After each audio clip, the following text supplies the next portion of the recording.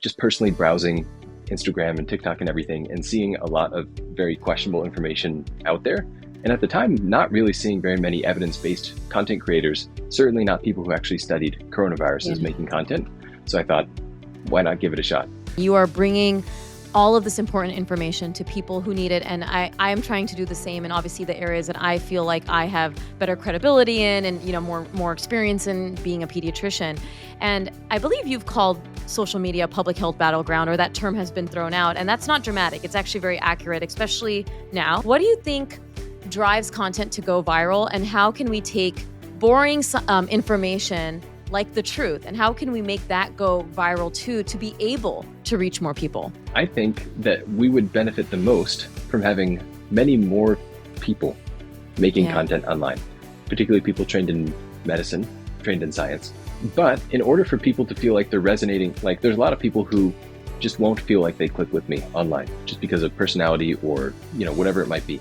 We need vastly more diversity of people making evidence-based health and science content so that everyone, when they're watching, can find someone that they kind of click with. Welcome back to the show. If you are listening and watching this, you are on my YouTube channel. And remember, if you want this channel to continue to grow, and if you want me to continue to bring amazing guests on the podcast, you need to hit that thumbs up sign and you need to subscribe so we can continue bringing these amazing conversations to you.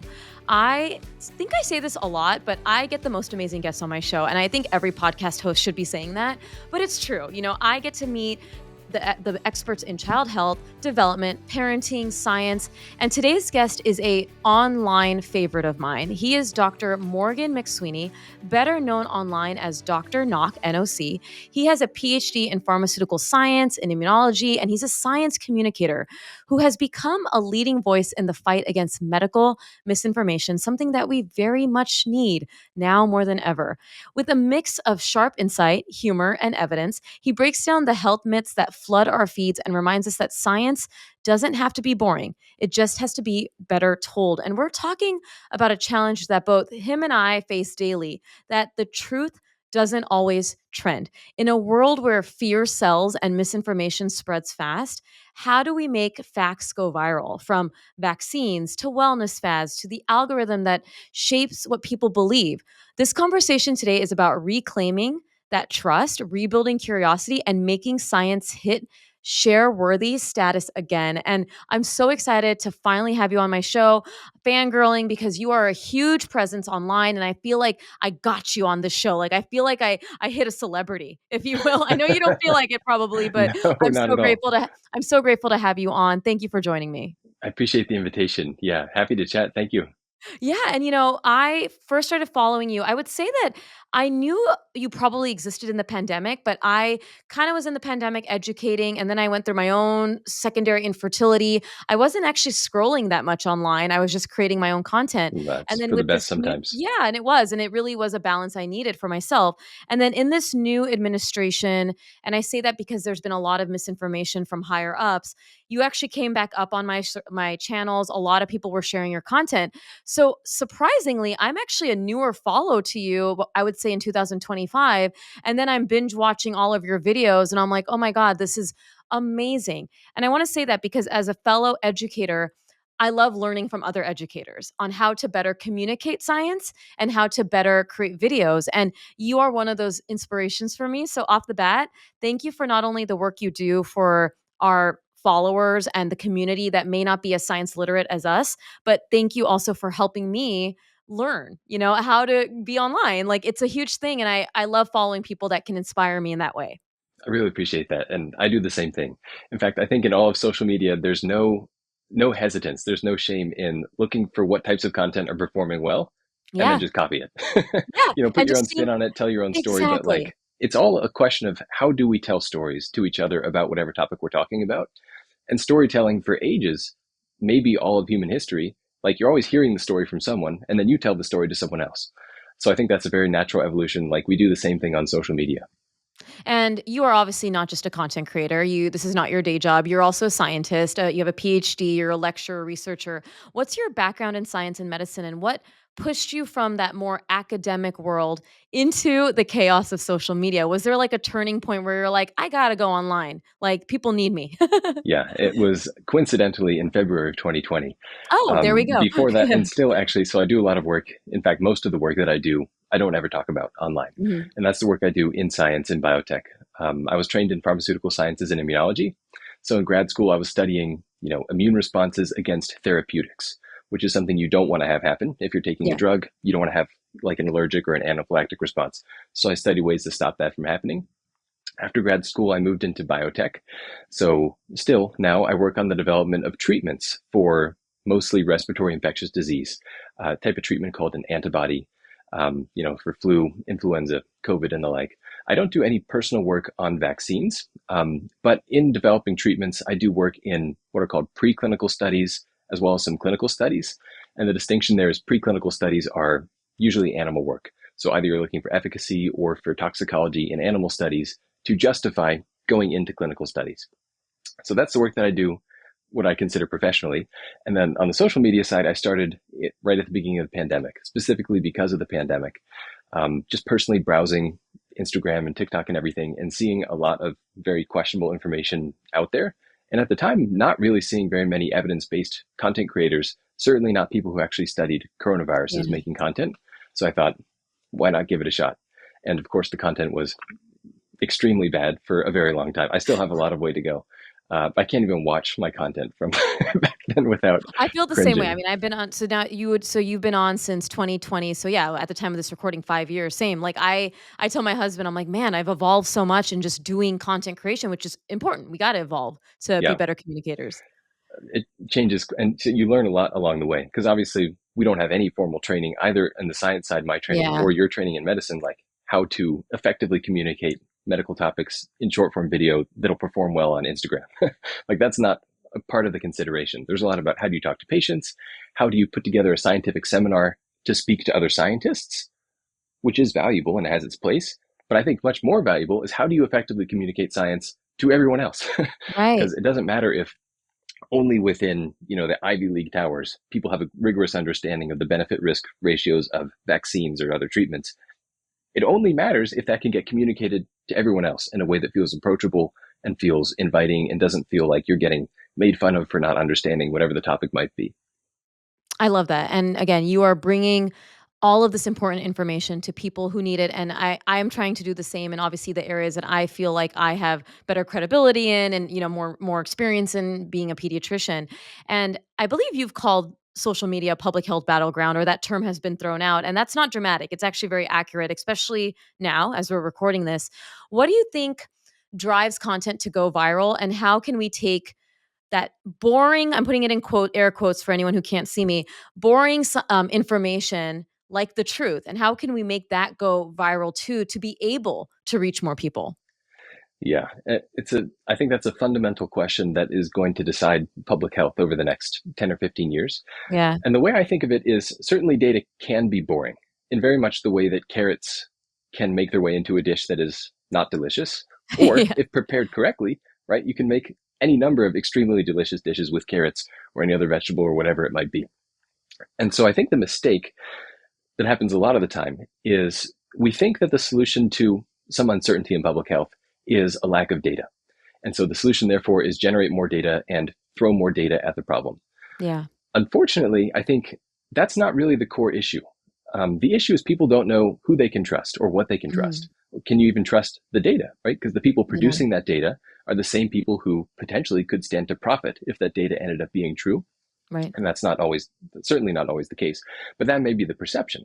So then if that's your mindset or your understanding of how the space works, and someone says, oh, well, just look at the data, and you don't know if you can trust the data in the first place, you're back at square one. And so I think fundamentally, it comes down to an issue of trust. Like, how do you determine who to trust? Which is a complicated question, because obviously even people with professional Yeah. credentials, they could be PhD scientists, they could be accomplished physicians who've been practicing for decades, can turn around and spread a bunch of misinformation. And that happens all the time. And so how do you determine, like as someone who maybe is not in science or medicine if that person is truly the canary in the coal mine, pulling back the cover on this corrupt industry, or you don't know if it's corrupt, it may be corrupt, or they're just trying to sell you their supplements for Yeah. whatever it might be. And so part of the challenge for me is trying to think about these topics, like how to communicate them from not knowing what I know about how clinical trials are run. And that was one of the mistakes I made early on in science communication, is like assuming people knew, like, what are the different phases of clinical studies? What is a data safety monitoring board, and how do they handle financial conflicts of interest? Most people have no idea what that is, but that's critically important to understanding why you can trust data from big clinical studies, even if they were funded by pharmaceutical companies, because there's those layers of checks and balances. I love this. I mean, this is already so important. I mean, exactly what you just mentioned about like the checks and balances and how people we cannot expect the people who need this information to know all of this stuff, right? I mean, this is obviously stuff that even within the experts, people are always trying to learn.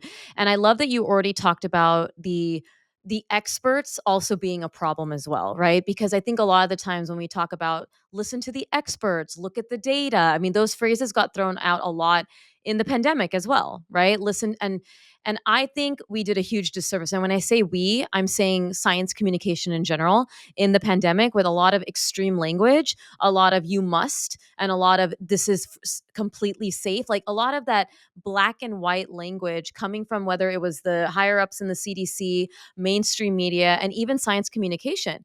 And I also, like you said, I looked at videos when the pandemic first started, and I was like horrified with not only my video production quality as like a creator, but also just about how I worded things, and I've really changed and moved away from those extreme languages. And giving an example of vaccines, right? Instead of saying it's 100% safe, the benefits outweigh the risk. Like to me, that actually is psychologically true. And it also makes sense for that consumer who's like, you can't say it's 100% safe. Like Right. that That is can be actually a disproved lie. in a second. Yeah. And so then when you say that it's safe or it's effective, and that happened a lot, right? With the COVID vaccine. And then now people are like, how come I took the vaccine and now I'm getting COVID? That's not effective. So I think in a way, like you said, it is so key how we communicate.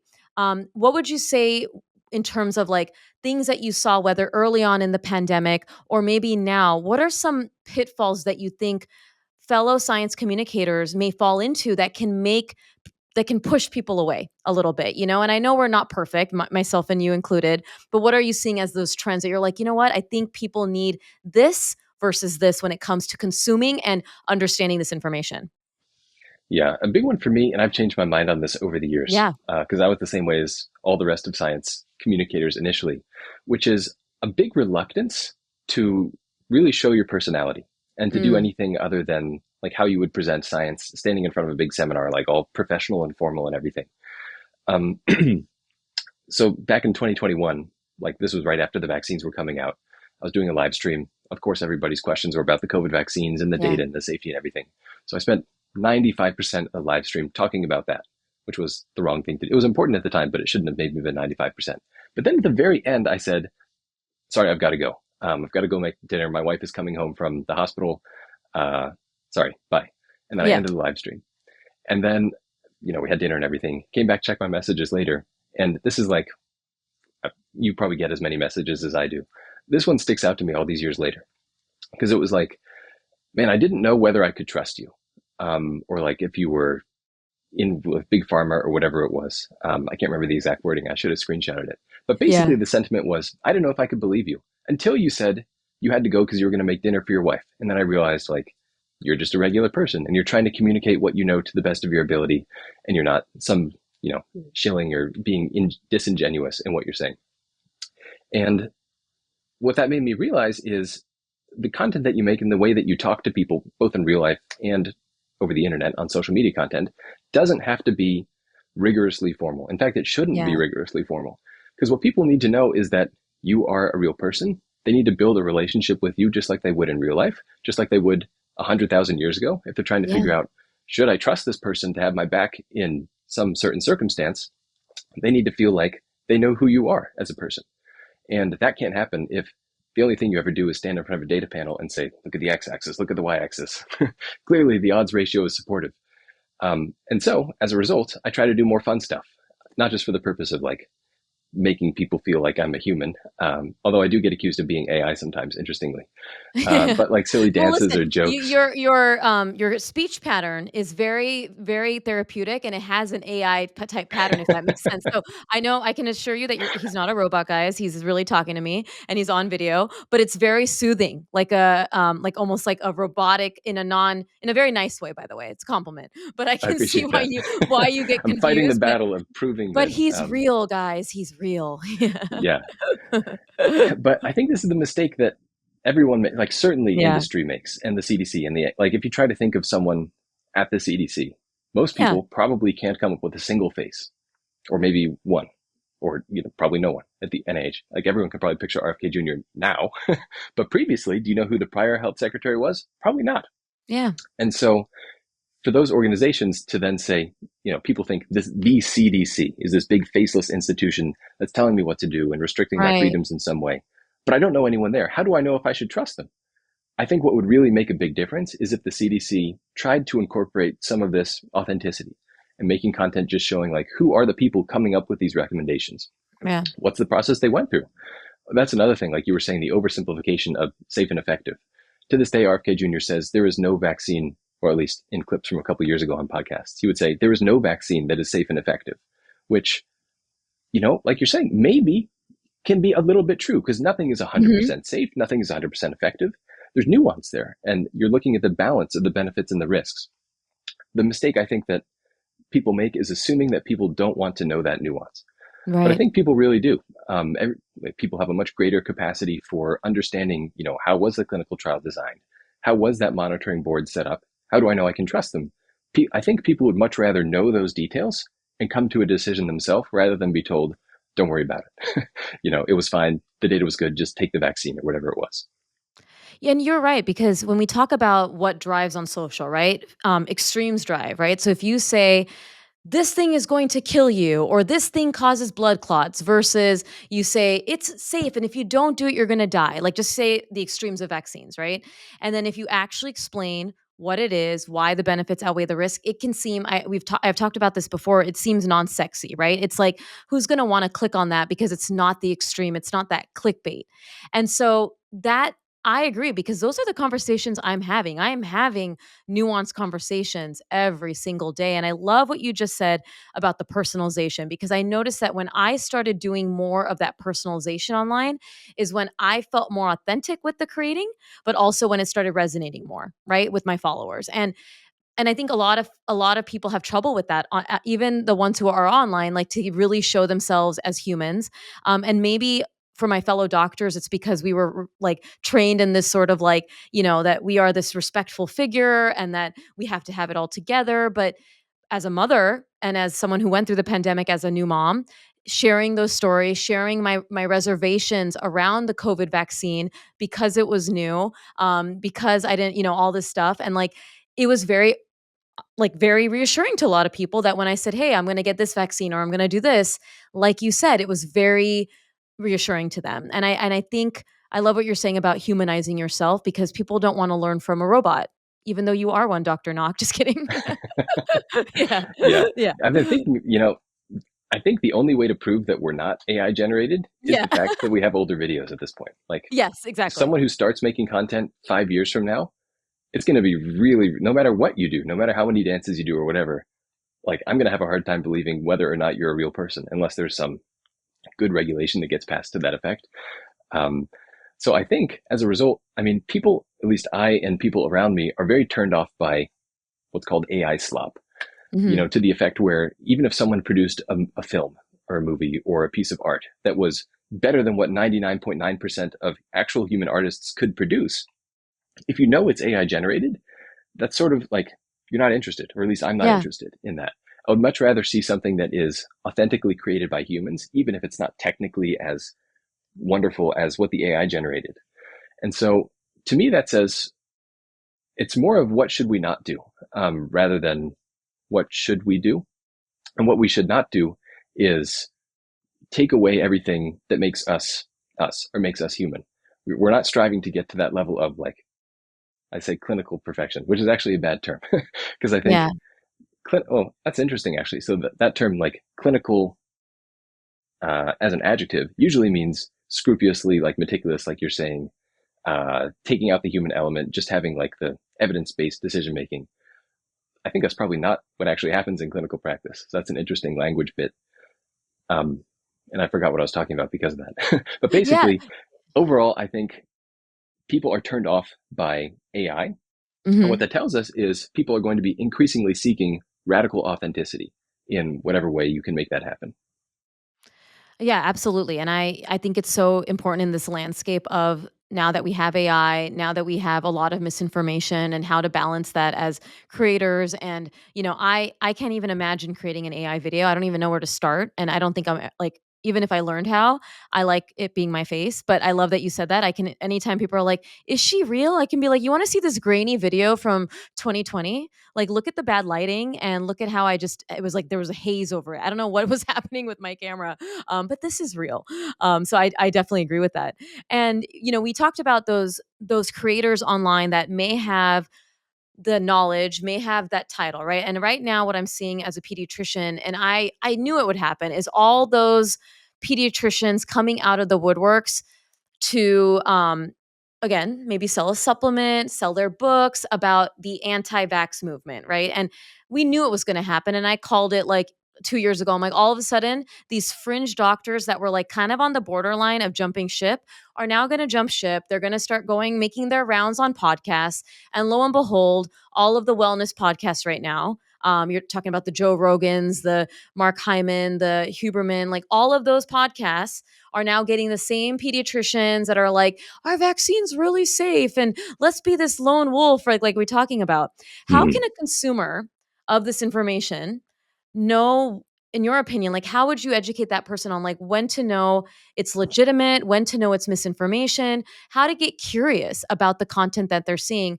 And even if they can't tell AI, that's a different story. But like if it's true generated content, what is true? What should they get more curious about? Yeah. I think it's getting harder to tell what is Yeah. true and what's not true. I mean, it used to be, as boring as they might have been, that the head of HHS and the CDC and the FDA did have good, rigorously based guidelines and evidence, um, and that is still true, obviously, for most of the information and the vast majority of scientists within the CDC, FDA, NIH. But it used to be possible to say that if somebody is at odds with these world-leading medical organizations, probably that person is missing something or is Yeah. misrepresenting something, or at the very least, they need an enormous amount of data to back up what they're saying is true, not just some anecdotes. Now it's getting harder because what these people talking on wellness podcasts are saying might echo what you're hearing from the head of HHS, Yes. which becomes Yes. more confusing. And, it starts to make it seem like, well, maybe they were right all along, which they weren't. It just happens that we have someone who can't evaluate evidence in a rigorous way as the head of HHS. So things to look out for specifically, like you're saying, are financial conflicts of interest. And I consider each of these red flags not to be an absolute Right. contraindication. It's not like if someone is selling something, they can't speak the Automatic. truth. Right. Right. But if they tick off like 4 boxes of suspicion, you can be like, well, maybe this is should look into this further. But a good example is Dr. Peter McCullough, Mm. like one of the major spreaders of disinformation about COVID vaccines, recently testified before Congress. He talks about how the COVID vaccines are causing more deaths than they're saving or whatever, which is not true. And it's because when you get a COVID vaccine, your body makes the spike protein from coronavirus. And they thought it would go away within a week, but it's actually sticking around for years and it's causing massive inflammation throughout your body. But good news for you, I sell a supplement for $90 a month. Oh, It's do called the you now, Spike sir? Yeah. Detox. No, this is real. It's like a Spike Exactly. Detox No, I program know. that he sells. $90 a month. You take it and it'll detoxify your body from the spike protein and you can be cured of whether you had the COVID vaccine or COVID infection conveniently, which is everyone. Yeah. You need to take this supplement to take control of your health. So that type of thing, very clear, like when you stand to potentially make hundreds of thousands of dollars or millions of dollars at the scale that he's doing it, there's good reason to suspect that he may be either sort of misleading himself, like he may truly believe what he's saying, which I think is the case for most people. I think most people do truly believe the things that they're saying, even when they're misguided. But it's easier to believe the things that you're saying when the things that you're saying could make you $100,000 a month. Yeah. So, look for financial conflicts of interest. Similarly, a lot of people online will tell you, these are the three symptoms of potassium deficiency or something. And then they'll say, and go buy my potassium supplement that I'm selling you.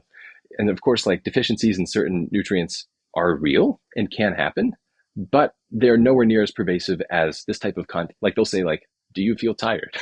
Yeah. Or do you not have as much energy as you had 10 years ago or something, which obviously is not a good way to narrow down who should take a specific supplement. But they sell it very convincingly. And so people think, why not try it for 30 or 40 bucks a month? And supplements is maybe a bad example because the stakes aren't very high. But this is the mechanism by which people raise doubt in your mind Yeah. and then sell you a solution. And that's a great example of sometimes people don't know what they don't know, right? So an example is Dr. Amen. Dr. Amen is I believe, I can't remember what his training is, but he sells a lot of supplements and he has his own podcast. And my husband actually used to love his podcast. And then I actually did a video calling Dr. Amen out about how he phrases autism as something that's curable and how some vaccines, don't help autism. And I'm like, that's not true. But let's go into this. And if you actually go on his website and even in his podcast, he'll talk about ADHD, he'll talk about focus, and then he'll pitch this fear mongery thing, right? Like, did you know that food dyes or da da da? And it's so hard. And I've seen the brain scans, and here is my $40 focus and energy supplement. Right. And Mm-hmm. it's this pattern, like you mentioned, of this sort of here's the fear, which is what McCullough did too, right? Like, oh my gosh, mRNA is doing this. Oh my gosh, I hear you. I'm an expert, da da da. And here's what I've created just for you. And it's such a special thing for you. And I'm able to call it out. And it's so interesting because my husband, he saw my video and he watches my content, God bless him. And he was like, then he listened to another episode and he's like, Mona, you're so right. He's like, I didn't even notice that he was weaving these supplements in. And I'm like, really? And my husband's a very smart guy. He's like, yeah, because I'm kind of just listening to the education and the content. And then he kept pushing the supplement. And I Mm-hmm. noticed it. And so I think it's really important, again, like as a consumer, to get very curious. And I love that you provide nuance, the sexy word of the day, in that not everyone selling stuff is bad, right? Like I sell courses. I sell things too. I do brand partnerships. I know that my fellow pediatricians do it, but I'm not giving you a problem and telling you that my paid solution is the only way that you're going to survive or that you're going to get rid of that issue, right? Mine is not the only solution. There are many solutions out there to how you want to parent your kids, but I'm not selling these supplements that are framed as the end all be all. And that's kind of that sort of misinformation. And the pediatricians out there right now are doing that, right? Like, hey, vaccines and SIDS, or, this causes this, but I have created this book about detox, or I have this supplement, like a drop that you can give your kid that's going to really help them. And that's what they're doing on these shows. And it's Yeah. so obvious to me. And then I see everyone in the comment section comment, like the ManyChat the AI, like, hey, vaccine guide, this, that. And I'm like, no, like all the people who I feel fell for it, if that makes sense. Like that sort of like, no, like you got to see through them. You got to have that critical thinking skill of like, this doesn't make sense, or there must be an alternative motive here as to why they would pitch this fear. I'm on your team. Let me sell you something. Yeah. And it's so challenging to do because at the same time, if they're saying, and big pharma doesn't like knows about this, but doesn't want you to know about it because then they couldn't Yes. sell you XYZ treatments that they would otherwise sell you for 10x the markup. So that's the reason that this information is being suppressed. There's always this element of suppression, like they don't want you to know about this. And so I'm the only one here to help you because I'm willing to put my career at risk and, whatever legal fees may come my way, I'm doing it for you, the listener or something. So it feels almost like they're really putting themselves out there for you to fight against this big shadowy organization conglomerate, which for anyone who has worked in or adjacent to the pharmaceutical industry knows that none of that is true. That type of suppression and hiding of cures and stuff simply couldn't happen. But I can see why you would think it would happen. There's a lot that's Yeah. wrong with the pharmaceutical industry and, the profit seeking motives that they have and the ways that they, do acquisitions. And it is true that there is some research that they won't necessarily fund if there's not a very big market size. That Yeah. doesn't mean that they're suppressing that information. But like if there's a condition that affects 1 in 20 million people, probably they're not going to invest very much money into doing research towards that condition. There are programs, it's getting a little off tangent, but like there are programs for orphan indications. Orphan is what it's called when there's a condition that affects a small number of people, meant to counteract that market force where like we think that pharmaceutical industries wouldn't be financially motivated enough to pursue a cure or a treatment for this condition. That's an orphan indication. We're going to give you money to go do it anyway, basically. So that happens too. The reason I bring that up is like people, believe it or not, have thought through these problems of the pharmaceutical industry and tried to come up with workarounds to make it so that there is equitable research into conditions that Yeah. affect everyone, not just heart disease and cancer, but even the less common stuff too. And there are legions and legions of very good, very normal people who work in pharmaceutical science and research who, if there was a cure for cancer or something, the hundreds of thousands of people in the field wouldn't collectively come together to cover it up.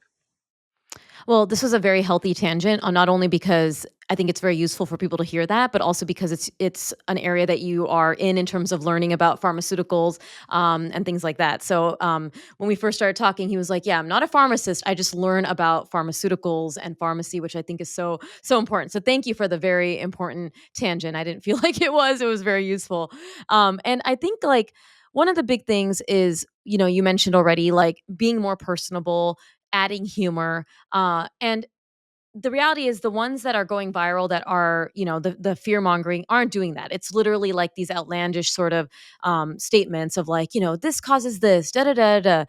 Are there any other ways we can combat that besides the humor, besides being personable and things that you would have for a message for fellow science communicators and also maybe for consumers as well? It's a great question. I'd love to hear what you do too. When you're thinking about a topic that you think might be dry and you're thinking of Yes. like, how do I present this to spice it up? One thing first, though, to what you said is misinformation content does go more viral. Like people have studied, the particular study I'm aware of was conducted on Twitter, Yeah. comparing true information versus misinformation. Misinformation literally spread 6 times faster and was 70% more likely to be shared compared to real Wow. information. Because inherently, like you'll share it to your sibling or your friend or whatever it might be and say, like, do you think this is true? Or, whatever it might be. When it sparks that emotional, particularly a negative emotional reaction, it's kind of like driving past a car. Like, you shouldn't look at a car crash. And like, you're annoyed that everyone is looking at the car crash while you're waiting behind them. But then when you get there, you're probably looking at the car crash or at least Yeah. glancing at it, even though you shouldn't. Negatively charged emotional content is much the same way. People have done studies asking people, what type of content do you want to see in your feed when you scroll? And almost uniformly, people will say, I don't want to see negative emotions that would make me, content that would make me feel angry or upset or something.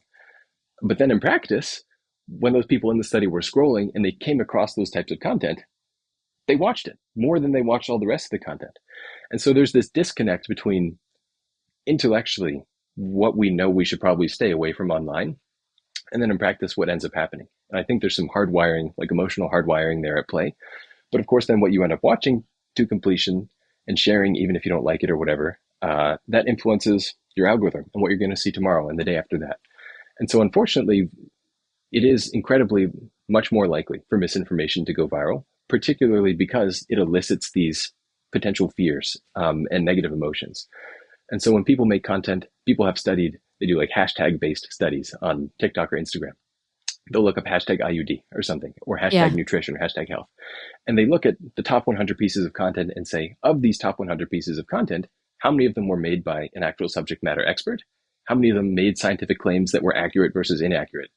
And what you see, like the IUD example, was something like 1 in 4 videos had something that was very misleading, like scientifically misleading, not represented by the underlying data, which sounds bad enough. What's worse is that you realize that those particular videos performed better than all the rest of the videos. So Yeah. if you just count the numbers, 1 in 4 have misinformation, but those 1 in 4 go much more viral. So as a user, you end up with, I don't know what the ratio is, probably no better than 1 in 2 odds of a piece of content you're seeing about IUDs online or health or nutrition or whatever it might be, probably being less rather than more evidence based. And I don't know how to escape that. I've seen the same thing, and I noticed that when I started doing stitches So responding, because people like my facial expressions, and I think it's just me, like my eye rolls or my like what frustrated looks like that I tend to do in life, to that sort of fear comment, right? So whether it's a green screen or whether it's like that's coming first, and then I put the PD or response incoming, I have found that that is my way to play the algorithm but give the real info. I use the example, like I had just done a video on dry drowning. Dry drowning is a not a real medical term, but it's thrown around so much in the summertime. So there was a mom or a grandma talking about dry, or like just a B-roll video, and I was like, let's take this, and just after that I'm going to do mine. It's doing very well. Now if I sat down and just did a video on dry drowning and starting it with like, are you worried about dry drowning? It won't work. And I tried doing that for many years. Like I had found, and it's a sad reality that I have to stitch. And I say that because sometimes I feel it's not fully my content because I have to use someone else's video. Hmm. But I just knew that in order to get this right information out there, which is legit, like I'm not giving misinformation, I have to get creative with how I'm going to play the algorithm, right? And it's so for that first 10 seconds, maybe someone's getting that emotional charge of like, oh my God, dry drowning is going to kill me. And then it's like, hey, I'm Dr. Mona. If you want the real truth, follow me, da da da. And then I go into my spiel. And then by the end, everyone's like, oh my God, thank you so much. And now I give them that healthy dopamine hit of reassurance and like comfort. And so to answer your question, that's how I've done it. It's worked really well for my page. But I only discovered it in 2024. Like before then, I was doing camera videos trying to get, my like, and it's so interesting because I could say the exact same thing to camera from the beginning and people are swiping away. But the Yeah. moment it's stitched after another video, viral. And my team was like, what's going on? I'm like, maybe people don't want to see my face right away. I have no idea. Like but it's the same, like I beta tested. We put the same script like that I would write, right? Because I write this all up. And then I Yeah. would put it just speaking to camera myself. And then we've done it after a video, the same script and the same wordage, and it was coming out with like the one after a stitched video was going more viral. And it's like, and then I have to play it. And I'm very transparent about that. People are always like, why is she doing so many stitches? But it's because it's what works to get people in the door of like listening to what I have to say.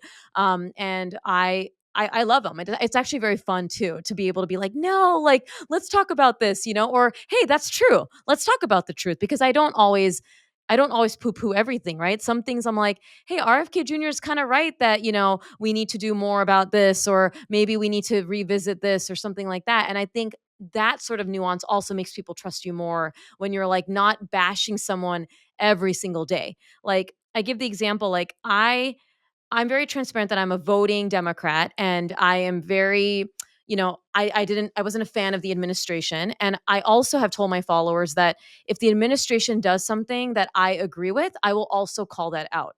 And I noticed that my followers really love that, because even if they're Democrat, independent, whatever, they have found that I am neutral in the fact that I'm not going to just say everything they do is bad.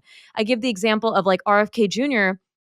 He recently went on and talked about how they're going to reevaluate the whole prior authorization procedure for Yes. meds. And I was like, please, God, yes. And I said on my stories, I'm like, this is fantastic. And I think it's important for us to not, like, when there is something good that's said, we can still take and not forget the negative. Like, I'm not forgetting the things that he said that is not okay, but we have to also understand that there is a good. And I do that because I believe it, but also it shows my community that like, hey, Dr. Mona is going to tell me when things are legit, and she's also going to tell me when things are BS, and she is going to be as neutral as she can be with her political leanings and understand that this is about health, right? And I am really intrigued with what's going to happen with the prior authorization procedure and if it's actually going to change for the better.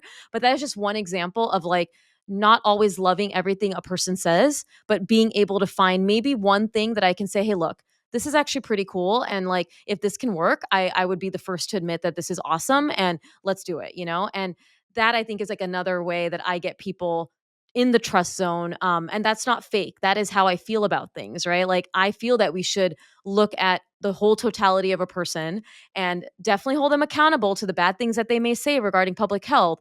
But let's also see if they're doing anything to be progressive towards a good solution for people's health as well. Yeah. I think that's a critically amazing approach, especially because people can tell. Like if you were trying to fake Yeah. it to people will know instantly. Like our BS detectors are so good, And I think even it's over gotten better. online. Yeah, I think people's BS detector have gotten so much better. Like I feel it as like even like if I'm gonna give an example, even if I'm doing like a video that I'm not excited about, like sometimes I do content because people ask me to do it, but I'm not excited about it, it doesn't do well. And I'm like, I think people can just sense my excitement or my like persona of like this is something Dr. Mona really wants to talk about because my animations come out. I feel more like into it. And so you're right on. Like I think it's so vital as a communicator to bring the personality, bring the honesty, bring the transparency, because it really does help get more people this information in a healthy way without falling prey to misinformation and the negative things, but also having to understand that we have to work with algorithms. Like, if I need to get content out there, I could Part of keep the talking nature. to camera, but that wasn't working. So I got to go and do things that make sense for my followers. And if they need a stitched video of me responding to RFK Jr., then that's what I got to do because Hey, that's what that's works it. on my page. I mean, at Yeah. the end of the day, most people open Instagram or TikTok or whatever, not to browse Yeah. content about dry drowning Yes. or vaccines. It's to be entertained for 5 minutes in Yes. between doing stuff. Exactly. And so, like, it makes sense. It's almost like the platform dictates the types of messaging that you have to do. And there's a really interesting example. In fact, there's whole books written about this, about the evolution of media from pre-telegraph to post-telegraph, Mm. what news used to be like. If you think pre-telegraph, the only way you could get news was somebody getting on a horse and like riding to your Yeah. town or whatever. And so it Can you didn't happen imagine? instantly. Yeah. And so Yeah. as a result, all the news that you got, most of the news you got was local. And if it was from Yeah. somewhere else, it was particularly important. And so everything felt very actionable because it was like, the bridge got completed, or this happened to this person that I know in my community. What happened though, instantly when the telegraph came out, was now you have access everywhere. Now Yeah. Chicago's on fire. And so like these really entertaining and like those types of stories start to capture people's attention better than like the local stuff, because probably nothing very exciting happened yesterday in this town compared to the entire world. And so ever since then, like the telegraph was the big shift, but then to radio and then to print, and then print is not the right word there, radio and then television and then social media. Every step along that way after the telegraph has just exacerbated that shift toward like globalized entertainment, where now Yeah. you're competing when you make content with the entire world of entertainment content, Mr. Beast and Yeah. cat videos and dancing videos and like comedians, everything is in direct competition with our content for attention. And Yeah. so you got to do what you what you have to do in order to compete on that global scale. Yeah, and I think it's so fair to say that you gotta do what you gotta do, but there's a way to still do it with maintaining the integrity, right? Like, I think speaking to the communicators that are probably listening to this conversation, that it is about knowing what works and just as long as you're sticking to what you know to be true, the facts. And I love also taking it back to what you said about data, right? Like, I do bring up data, but I also talk about limitations of data and using example of like sleep training studies, right? I'm pro sleep training, but I'm also the first to admit that even the pro sleep training studies, small sample sizes, things like that, could we ever create a perfect sleep training study? And I'm able to do that more on longer form video, like on YouTube, because you have more time. But that is so important. And I love that you are also someone that believes that nuance is possible, that we can continue to do this information in a fun way, understanding that we have to work and compete with the comedians, right? And I love it Yeah. too. Like I follow a lot of comedians on social that have nothing to do with my niche, but I follow them to learn how to create. And I am funny also. Like I tend to be very funny, but I struggle with how to make that translate into content sometimes.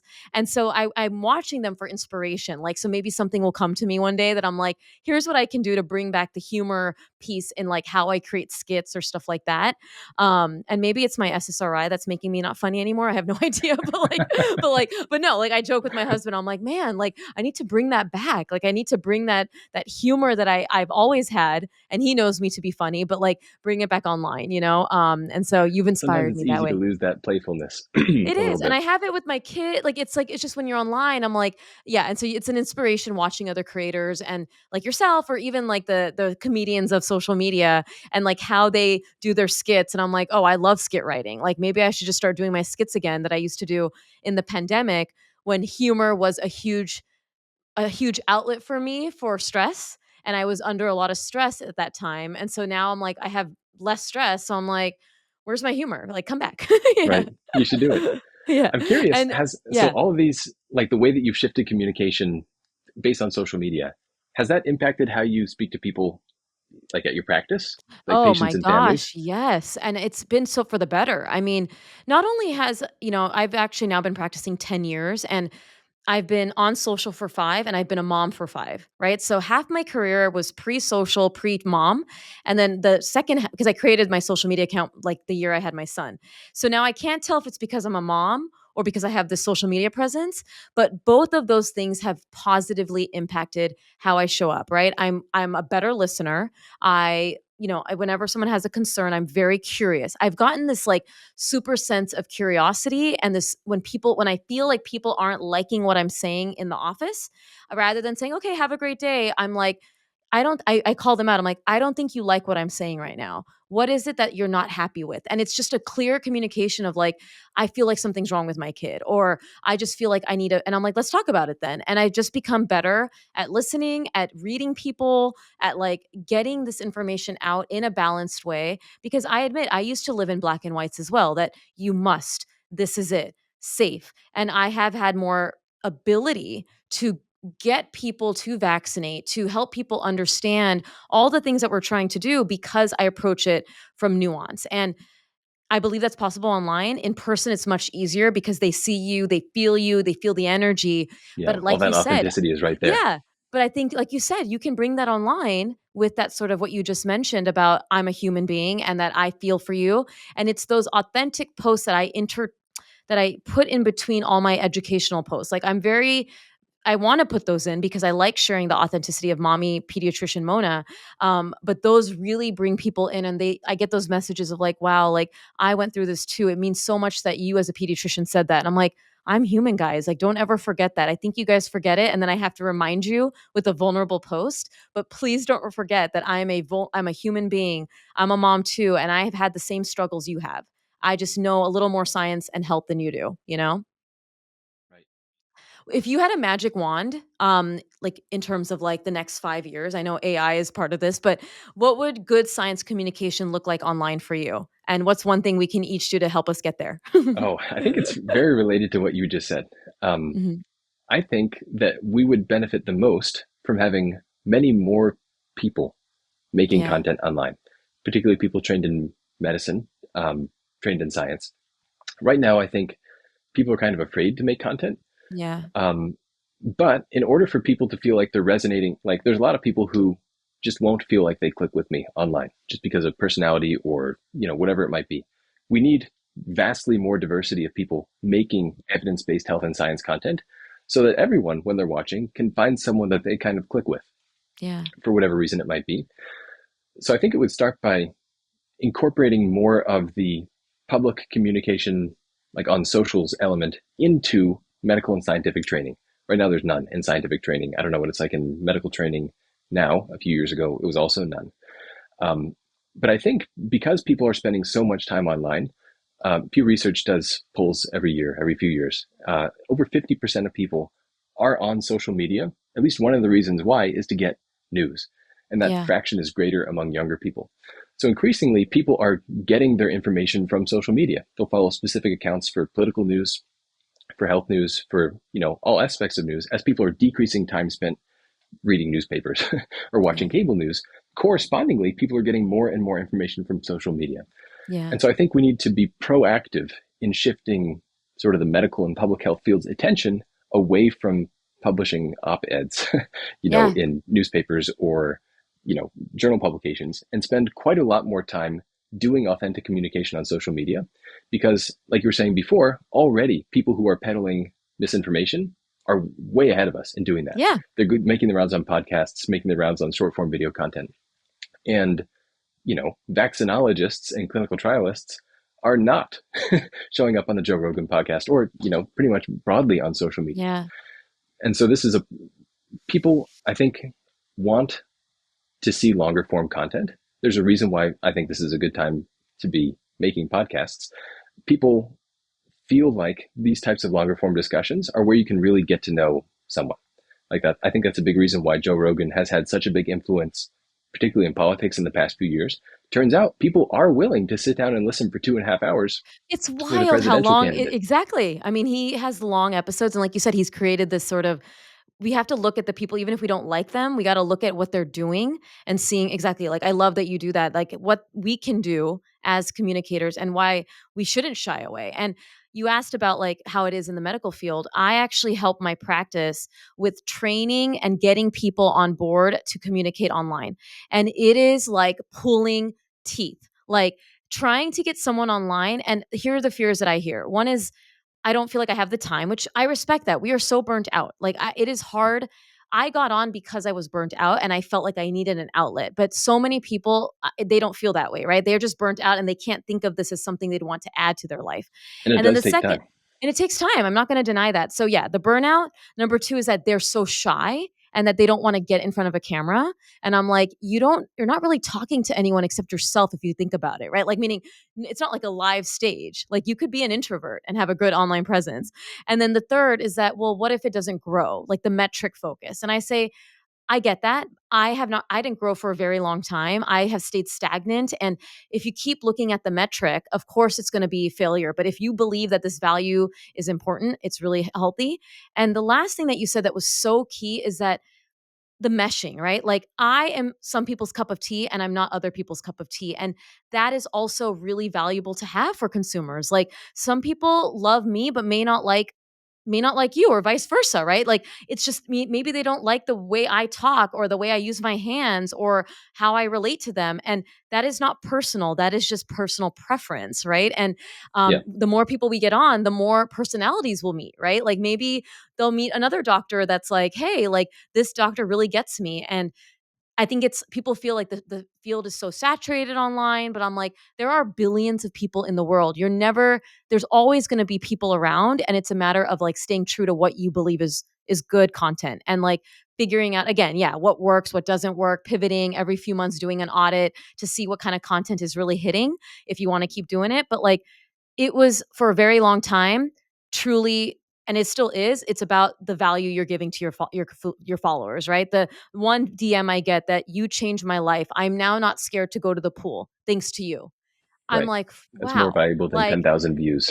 Exactly. And I have to remember that too for anyone consuming this and listening like I don't want to start on social. Like I almost have 1 million followers on Instagram at the time of this recording and I still deal with the lesser than how come I don't have this, that or the other, but I always go back to the people, right? Like I just impacted a person's life. I just saved someone a copay. Like these are people's life that are probably talking about you at home in a positive way. Like, hey, did you see what Dr. Knox said? Did you see what Dr. Mona said? Like, let's go look at what Dr. Knox said. Like, that is invaluable to this world. And so, yeah, I agree with you that I think people should get on. That's the only way we're going to combat it is with like filling the space with more evidence and more balanced information that the world needs.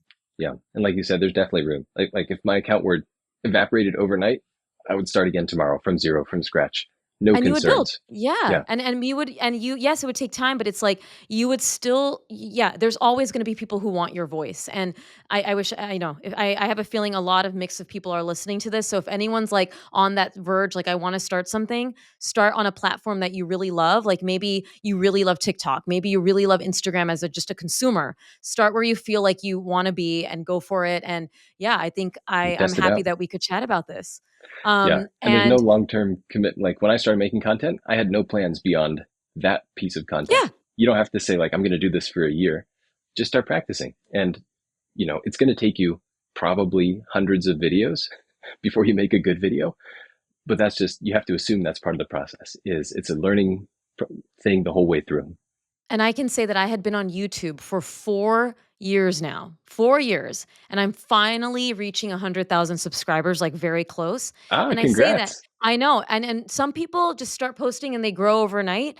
4 years, and I say this because people can look at our accounts and think, "Wow, look at them, like, so much engagement," but do remember that a lot of this takes many videos, many times. It's not like an overnight thing. So you're not alone when you start creating videos and you're like, why am I not growing? Like, you got to look at the why. You got to look at what are you adding value to this world? And even if 10 people see it, imagine those 10 people in a room with you. That's a lot of people staring A at lot you, of right? people. Like, Yeah. yeah. So I love this. This was such a great conversation. I already mentioned your handle at dr.knock, NOC, Yep. correct? Where, dr.noc. and is there anywhere else that people can find you? I don't think you have a website. Am I wrong?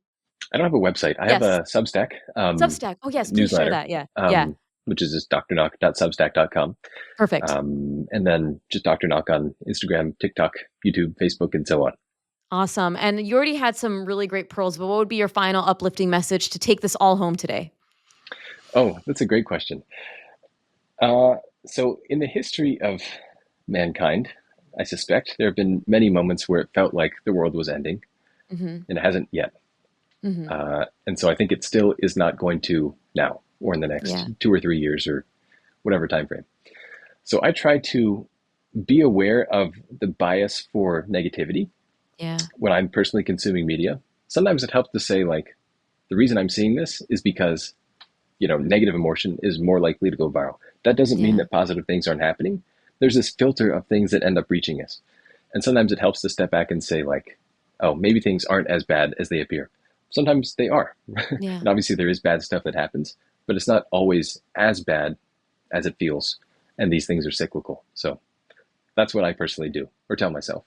Well, did we all just get a therapy session right now? I mean, what is going on? I love that. I really appreciate that because you're speaking at a time where a lot of my followers, and I'm sure yours as well, but I have a lot of parents that follow me that feel very helpless, that feel like not only with political stuff, but public health, news stories about tragedies. I mean, it always feels all consuming. And I say the same thing. Like whenever I'm feeling the stress, I always put on my stories like this star breathing reminder for my followers. Like, and Yeah, it's not a reminder to just breathe alone. It's a reminder to take pause. Like take pause, focus on what is joyful for you. And that is why we can continue doing this, right? I didn't even ask you that question, but like I'm assuming that you're able to get on even with the trolls, even with all of the negativity out there because you focus on the good. Like you focus on the good that you do and that there is good in this world and it's not all negative, negative, negative all the time. yeah, that's exactly right. Otherwise, I think I would burn out in a week. And I think that happened a lot in the pandemic and why I shifted my energy and I used to fall prey to the negativity. And I love what you mentioned about what you're consuming even as a creator who I'm following and other creators, right? Like if I'm following a science communicator that I'm finding is now getting very negative and every post is negative. Like and you can sense that energy, I'll either mute them or I'll unfollow. Usually I'm muting them just because I'm like, you know what? I need to protect my peace right now and like it's not adding any value to hear you so angry all the time. And so let's just protect the peace. Maybe I'll feel better later, but it's okay to do that. And Totally. again, you can get healthy information by being outraged for advocacy, but also happy sometimes. Like not all of it has to be bad. Dr. Knock, I love this that your final message could have been its whole episode itself. So what a way to end the show. Thank you so much for joining me. It was like an honor to talk with you and just to share that again, that energy for creation online. So I really appreciate your time today. I love the discussion. Thank you for the invitation. Happy to chat anytime. Yes, I will have to have you back on actual educational topics. When me and Dr. Knock were figuring out what to talk about, I was like, I think I need you for this. Like, I think I want to talk to you about this just because of how you present information. But as you can imagine, Dr. Knock is not talking about this all the time on his social. He's actually creating really informative topics. So we will get into all of that in the future. He will be back. I have a feeling multiple times.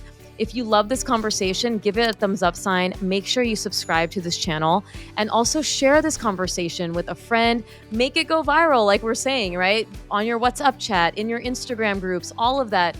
This is how we get good content to everyone. So thanks again, and I'll chat with another guest next time.